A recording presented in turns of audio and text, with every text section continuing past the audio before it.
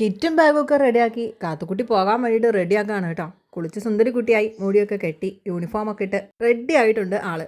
ഇവിടെ അടുത്തായതുകൊണ്ട് തന്നെ എന്നും ഞങ്ങൾ 10 മണിയാകുമ്പോഴാണ് കേട്ടോ ഇവിടെ നിന്ന് ഇറങ്ങുന്നത്. വേഗം ചെരുപ്പൊക്കെ ഇട്ട് ഇന്നൊരു ഇച്ചിരി ലേറ്റ് ആയിട്ടും ഉണ്ട്. പിന്നെ വേഗം ചെരുപ്പൊക്കെ ഇട്ട് ഞങ്ങളിതാ പോയിക്കൊണ്ടിരിക്കുകയാണ്. പോകുമ്പോഴുള്ള വർത്താനം എന്താണെന്ന് കേൾക്കണ്ടേ?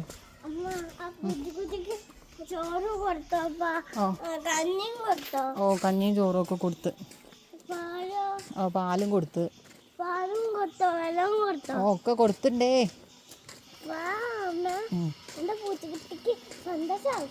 പൂച്ചക്കുട്ടിക്ക് സന്തോഷാവും.